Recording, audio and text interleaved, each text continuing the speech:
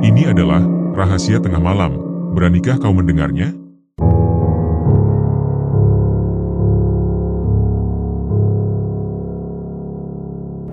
Raka menatap tumpukan kardus yang terikat rapi di bagian belakang motornya. Semua sudah ia antarkan, kecuali satu kotak kecil berwarna coklat, dibungkus rapi dengan lakban bening. Kotak itu tampak biasa, namun tidak memiliki label pengirim. Di sudut kanan atas hanya tertera alamat tujuan, Dusun Gunung Lenyap, RT 02 RW 01. Alis Raka berkerut. Ia sudah hafal seluruh nama dusun di sekitar kecamatan ini, namun nama itu sama sekali asing. Bahkan aplikasi penunjuk arah di ponselnya pun tidak mampu menemukan titik yang dimaksud. Raka melangkah menuju teras rumah Bu Marni, tetangga yang dikenal ramah dan banyak tahu tentang kampung ini.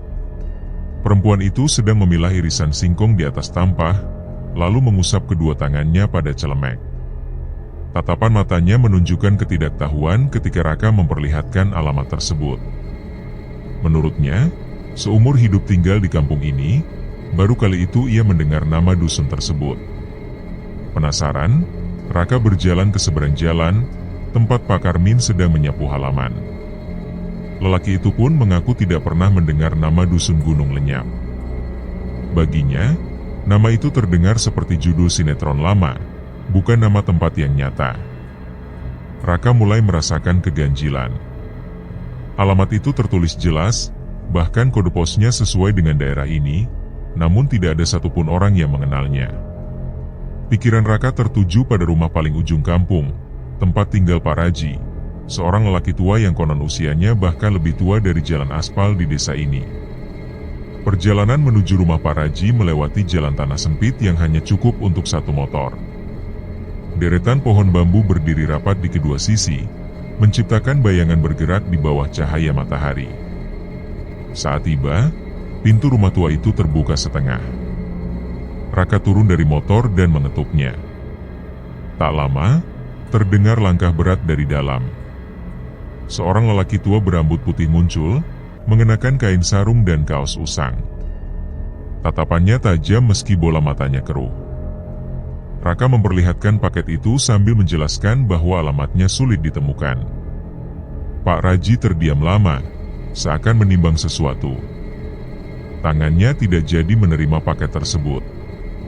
Lalu, tanpa banyak kata, ia masuk ke dalam rumah dan kembali beberapa menit kemudian membawa selembar kertas lusuh. Kertas itu berisi peta kasar, menunjukkan jalan kecil yang bercabang ke kiri menuju perbukitan. Peta itu diserahkan kepada Raka, disertai pesan untuk tidak berhenti di tengah perjalanan, apapun yang terlihat nanti. Lelaki tua itu juga mengungkapkan bahwa dulunya dusun tersebut pernah ada, namun kini tidak semua orang bisa melihatnya. Setelah itu, pintu rumah ditutup perlahan, menyisakan Raka yang berdiri termenung di depan. Udara di sekitarnya terasa lebih sunyi dari biasanya. Angin berhembus pelan, namun dedaunan tetap diam. Raka menyimpan peta itu di saku jaket dan kembali ke motornya. Hari belum sore, tetapi bayangan pepohonan sudah memanjang di jalan keluar kampung. Menjelang senja, Raka tiba di rumah, namun pikirannya masih terus terpaut pada pertemuannya dengan Pak Raji. Ia membuka kembali lipatan kertas lusuh itu, menatap garis-garis kasar dan tanda silang kecil di ujung jalan tanah yang tergambar di sana. Rasa penasarannya semakin besar. Malam itu, Raka tidak langsung memejamkan mata. Ia duduk di kursi kayu dekat jendela, menatap paket yang tergeletak di atas meja. Kotak itu tampak biasa, tanpa sobekan atau tanda mencurigakan, tetapi alamatnya terus mengusik pikirannya. Keesokan paginya, ia kembali mendatangi rumah Pak Raji. Lelaki tua itu sedang duduk di bangku bambu sambil menyalakan rokok lintingan.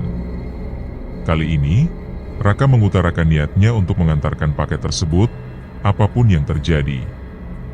Pak Raji menatapnya lama, lalu menyampaikan bahwa dusun Gunung Lenyap bukanlah dusun biasa. Menurut cerita, orang-orang zaman dahulu menyebutnya sebagai tempat lenyap. Pak Raji mengaku pernah diajak ke sana ketika masih muda, namun jalannya tiba-tiba hilang, tertelan kabut tebal yang diam seperti dinding. Meski demikian, ia masih mengetahui arah yang harus ditempuh. Raka diminta memulai perjalanan dari kebun kopi di arah barat, melalui jalan setapak di belakang musola tua. Dari sana, ia akan mendengar suara air. Jalur itu akan membelok ke kiri dan melewati sebuah makam. Jika makam itu sudah terlihat, berarti ia berada di jalur yang tepat. Namun, jalan tersebut tidak bisa dilalui kendaraan, hanya kaki yang diizinkan melangkah. Ada satu pesan tambahan, jangan pernah berhenti, meski merasa sedang diperhatikan, dan jangan membawa siapapun. Raka mengingat semua petunjuk itu, lalu pulang untuk bersiap. Setelah berganti pakaian dan menyiapkan ransel kecil berisi paket tersebut, ia berangkat menuju arah barat kampung. Jalan setapak di belakang musola tua membawanya melewati kebun kopi yang rimbun.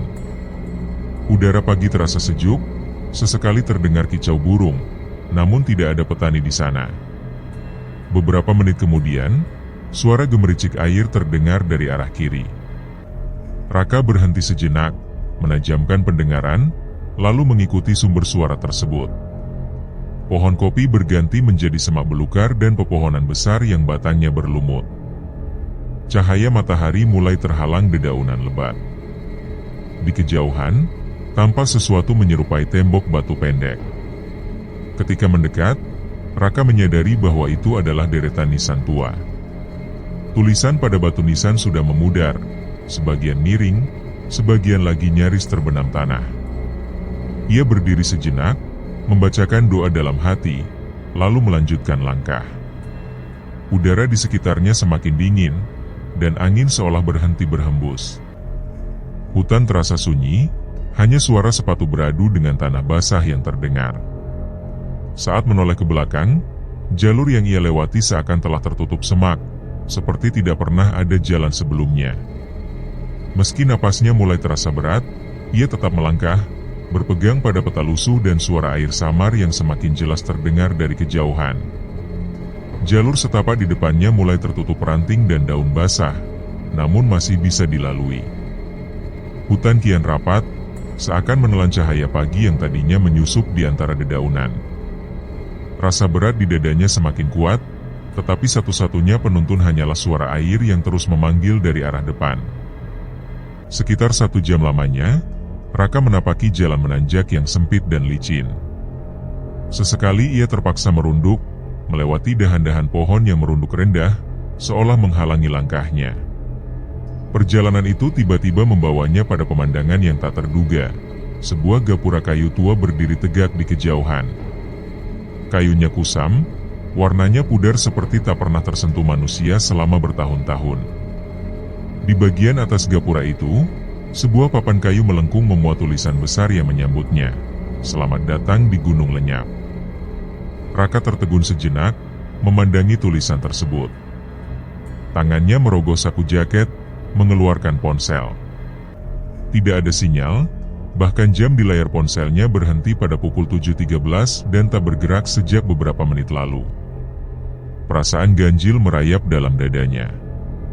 Ia menelan ludah, menyimpan kembali ponselnya, lalu melangkah pelan melewati gapura itu. Begitu kakinya memasuki batas tersebut, suasana berubah drastis. Keheningan merayap menyelimuti segalanya. Tidak ada suara burung, tidak ada hembusan angin, bahkan gemerisik dedaunan pun tak terdengar. Hanya langkah sepatunya yang beradu pelan di atas tanah yang sedikit lembab. Di hadapannya terbentang jalan lurus yang diapit deretan rumah kayu di kiri dan kanan. Rumah-rumah itu tampak bersih, pintunya tertutup rapat, jendelanya terhalang tirai putih tipis. Namun, tidak ada tanda-tanda kehidupan. Tak terlihat anak-anak bermain, tak ada orang tua yang duduk di teras, bahkan tak terdengar suara ayam atau gonggongan anjing. Raka berhenti di depan rumah pertama. Pintu kayu dengan ket yang mulai mengelupas itu diketuknya pelan. Tidak ada jawaban. Ia beralih ke rumah sebelah, lalu rumah berikutnya. Semuanya sama, tertutup rapat dan tanpa suara. Ketika ia mengetuk salah satu pintu dengan sedikit lebih keras, tirai jendela rumah itu tiba-tiba bergoyang tipis, seolah seseorang baru saja mengintip dari dalam. Tatapannya kembali tertuju pada kotak paket yang ia bawa. Ia melanjutkan langkah, melewati satu persatu rumah yang sama sunyinya. Tidak ada nomor rumah, tidak ada papan nama. Jalan kecil itu memanjang, membelah dusun yang terasa mati namun tetap terjaga keutuhannya. Perjalanan membawanya ke sebuah persimpangan yang bercabang dua. Di tengah perempatan kecil itu berdiri sebuah pohon besar dengan batang lebar, dan di bawahnya terletak bangku panjang dari kayu tua. Raka duduk sejenak, berusaha menenangkan diri. Ia meneguk sedikit air dari botol yang dibawanya, sambil memperhatikan sekeliling. Semua rumah menghadap ke jalan utama, tetapi tetap tertutup rapat, seolah tidak mengizinkan siapapun masuk. Pemandangan itu terlalu rapi untuk sebuah dusun yang tidak dikenal. Tidak ada rumput liar, tidak ada dinding runtuh, bahkan jalanannya bersih seperti baru saja disapu. Namun, tidak ada suara. Tidak ada kehidupan. Raka berdiri kembali. Dari kejauhan, gapura tempatnya masuk tadi terlihat semakin jauh di belakang. Matanya beralih ke depan, pada sebuah rumah yang berbeda dari lainnya. Pintunya tidak tertutup rapat, sedikit terbuka, seakan menunggu sesuatu. Ia berdiri mematung di depan rumah itu.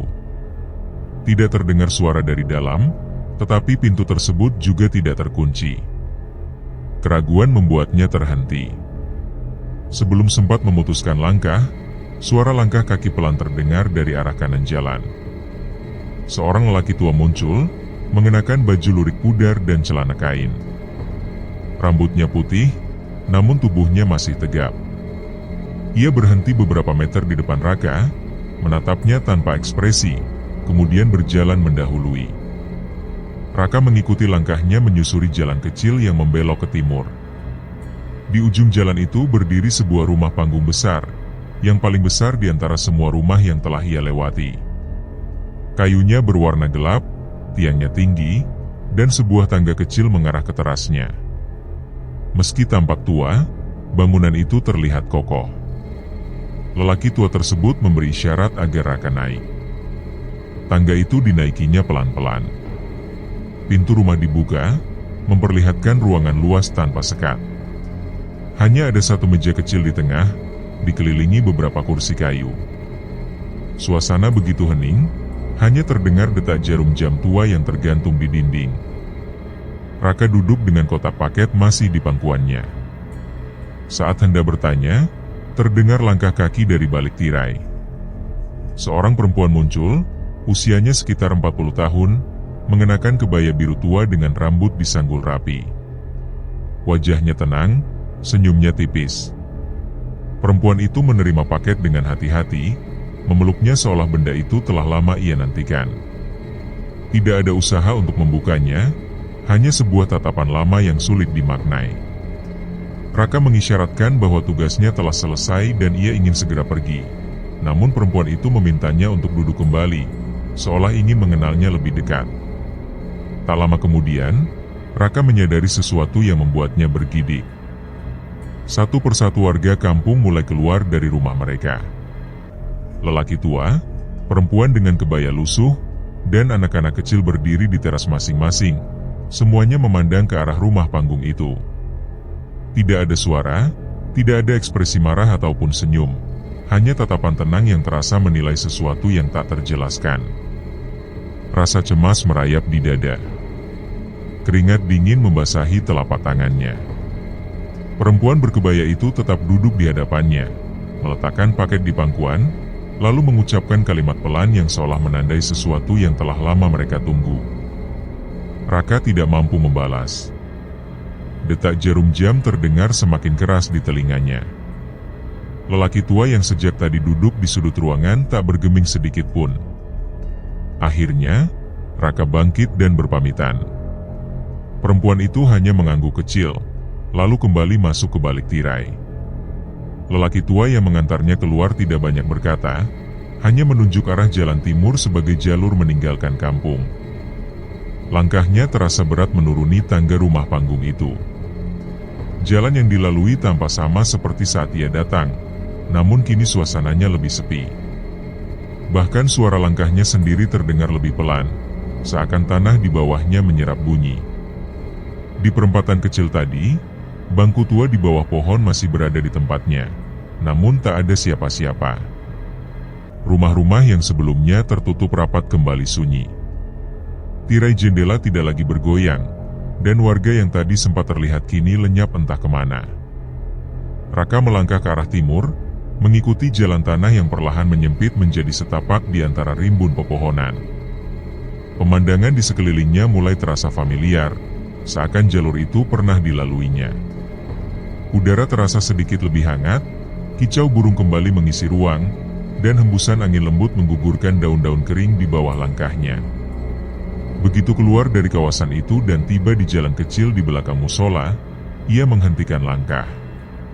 Tangannya merogoh saku jaket, mengeluarkan ponsel, dan menatap layar yang menunjukkan pukul 7.15. Tatapannya terpaku pada angka itu, sebab ia yakin melewati gapura sekitar pukul 7.13, sementara perasaannya mengatakan ia telah berada di kampung itu lebih dari 1 jam. Perlahan, rasa dingin menjalari tengkuknya, membuat langkahnya semakin cepat. Suara motor, kokok ayam, dan kehidupan kampung kembali terdengar. Saat melewati rumah Pak Raji, ia melihat lelaki tua itu sedang menjemur pakaian. Raka kemudian duduk di tangga rumahnya, menceritakan bahwa ia telah pergi ke Gunung Lenyap, bertemu seorang perempuan, juga melihat warga kampung yang keluar rumah. Namun, jam di ponselnya hanya bergerak 2 menit. Pandangan Pak Raji yang semula tenang berubah muram. Lelaki itu berkata bahwa Raka baru saja memasuki kampung milik orang Bunian, sebuah tempat yang hilang bukan dari peta, melainkan dari aliran waktu. Ada yang kembali setelah masuk, namun tak jarang pula yang tidak pernah pulang. Tubuh Raka merespons dengan rasa dingin yang menjalar, meski matahari telah naik. Ingatannya kembali menampilkan wajah-wajah penduduk kampung itu. Tatapan tanpa emosi, keheningan yang kaku, dan senyum tipis perempuan berkebaya penerima paket. Saat ditanya apa yang dibawanya dari sana, ia hanya menjawab bahwa dirinya sekadar mengantarkan paket. Pak Raji menepuk bahunya, menyarankan untuk tidak pernah kembali, membiarkan semua tetap seperti adanya. Meski merasa lega telah kembali, ada rasa lain yang tak mampu ia namai, seakan masih ada bagian dari dirinya yang tertinggal di sana. Ia memilih diam, menunduk menatap ponsel yang kini terasa ringan, tetapi ganjil. Jam di layar tetap membeku pada pukul 7.15. 3 hari berlalu, hidupnya kembali seperti semula. Ia kembali mengantar paket dari pagi hingga sore, menyusuri gang sempit, beristirahat di pos ronda, dan menjalani rutinitas. Namun, bayangan kampung Gunung Lenyap terus menghantui. Begitu pula wajah perempuan berkebaya itu, dan tatapan warga yang berdiri membisu di teras rumah mereka. Pagi itu, suara klakson motor kurir pos memecah suasana rumah. Ayahnya, Pak Karmin, membuka pagar dan menerima bungkusan coklat. Setelah menandatangani bukti penerimaan, ia masuk rumah membawa paket itu. Raka menghampiri dan bertanya tentang pengirimnya.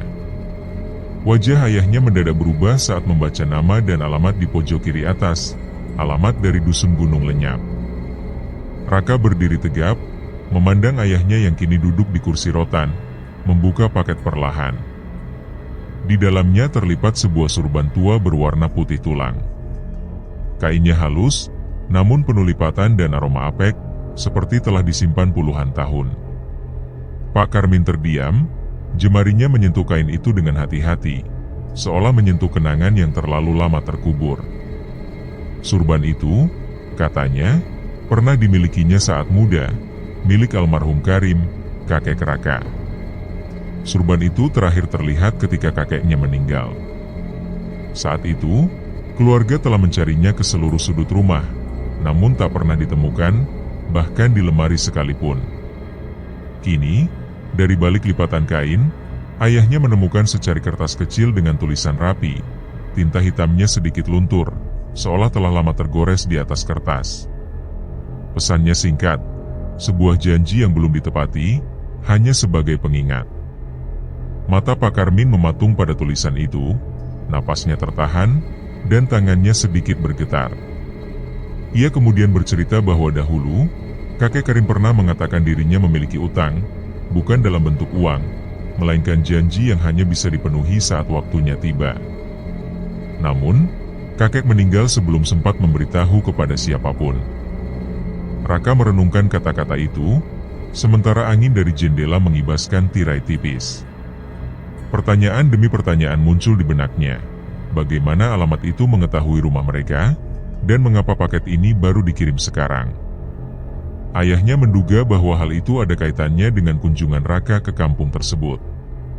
Surban itu bukan untuk dikembalikan, melainkan sebagai pengingat bahwa masih ada janji yang belum ditepati, meski mereka belum tahu janji apa. Sore itu, rumah terasa berat oleh diam. Raka duduk di lantai dekat jendela, sedangkan ayahnya memegang surban itu tanpa henti, tatapannya jauh. Perlahan, Pak Karmin membuka kisah lama, tentang saat dirinya masih kecil, ketika kakek Karim hilang di hutan selama 7 hari. Warga desa mencarinya tanpa hasil, hingga pada hari ke-7, beliau pulang sendiri dari arah barat, bersih dan utuh, namun dengan mata yang seperti baru saja melihat dunia lain. Malam setelah kepulangannya, kakek mengumpulkan keluarga di ruang tamu. Di tangannya tergenggam surban itu, dan ia menyampaikan bahwa suatu hari akan ada yang datang menagih. Saat itu terjadi, surban harus diserahkan, tanpa tawar-menawar. Raka menatap surban di meja. Tampaknya biasa, hanya selembar kain tua, namun cerita itu membuatnya terasa berbeda. Ayahnya mengaku dulu tak pernah percaya, menganggapnya sekadar dongeng orang tua. Keyakinan itu berubah ketika surban hilang setelah kakek meninggal, dan kini tiba-tiba kembali, berasal dari alamat yang sama dengan tempat yang pernah dikunjungi Raka. Raka menarik napas panjang, membiarkan pikirannya kembali pada semua yang pernah ia lihat di Gunung Lenyap. Wajah seorang perempuan berkebaya, deretan rumah kayu yang sunyi, dan gapura tua yang tak tercatat di peta. Dari ingatan itu, lahirlah tekad untuk mengembalikan surban yang pernah ia bawa, meski artinya ia harus menapaki jalan yang sama sekali lagi. Pak Karmin menoleh cepat saat mendengar niat itu, seakan mencari kepastian. Namun, bagi Raka, ini bukan soal keyakinan semata. Kedatangan mereka ke rumah sudah menjadi pertanda bahwa urusan ini belum berakhir.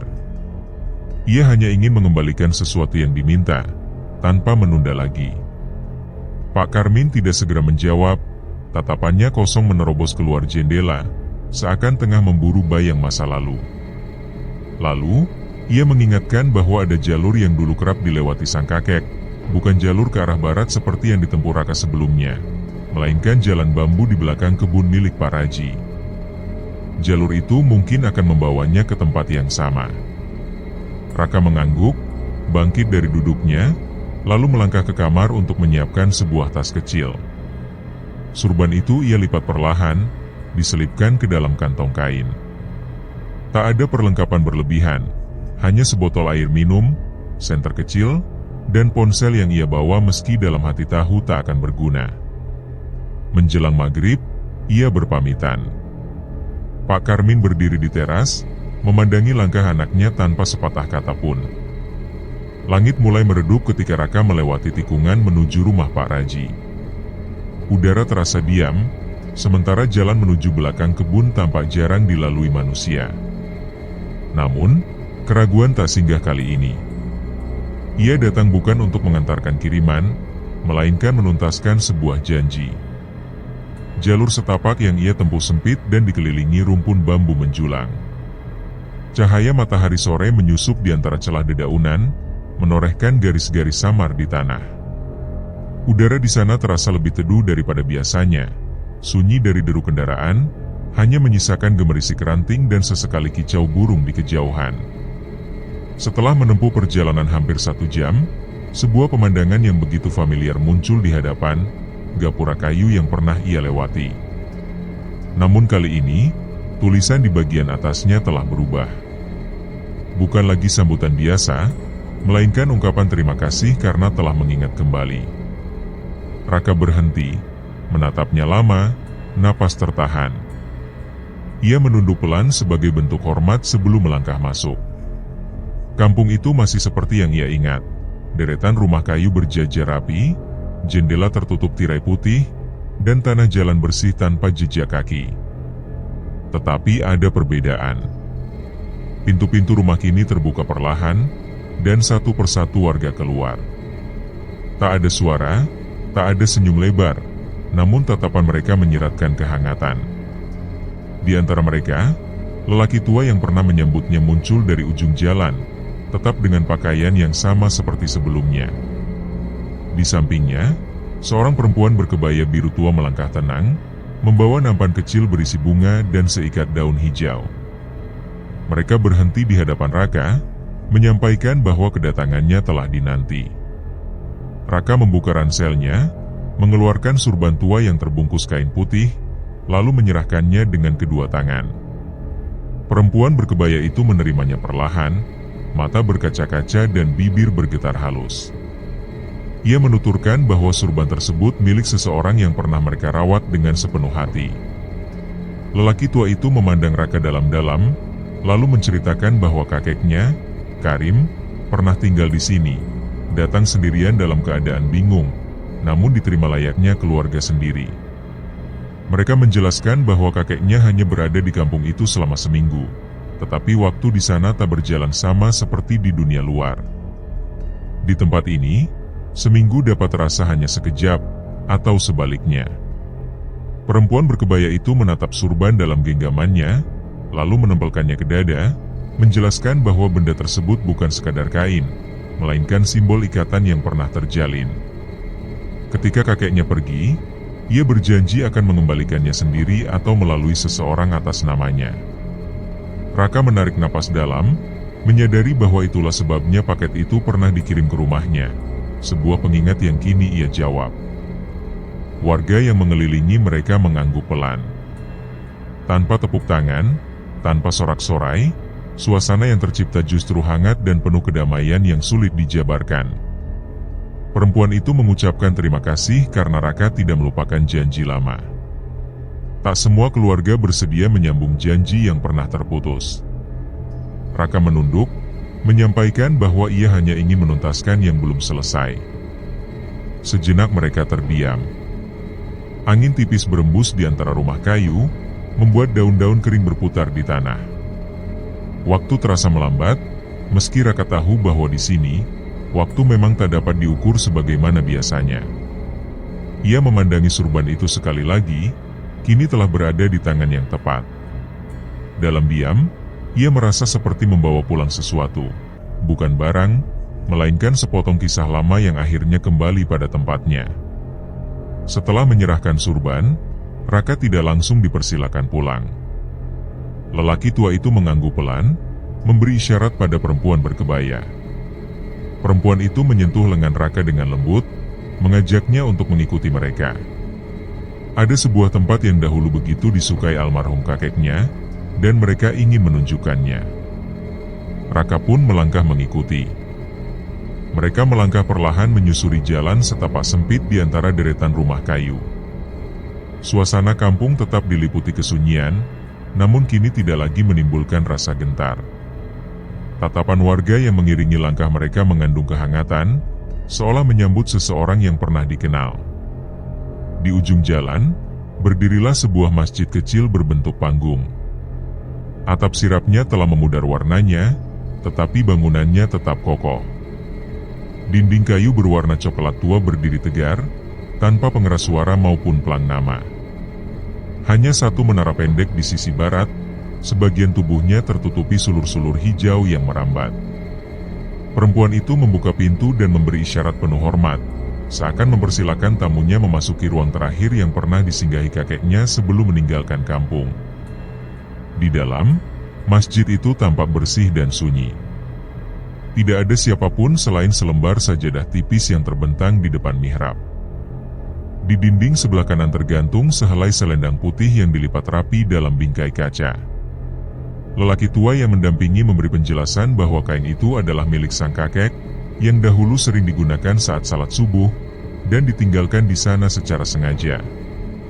Raka mendekat, menatap kain itu dengan perasaan yang sulit dijelaskan, bukan rasa takut, melainkan seakan menemukan kembali bagian keluarganya yang sempat hilang.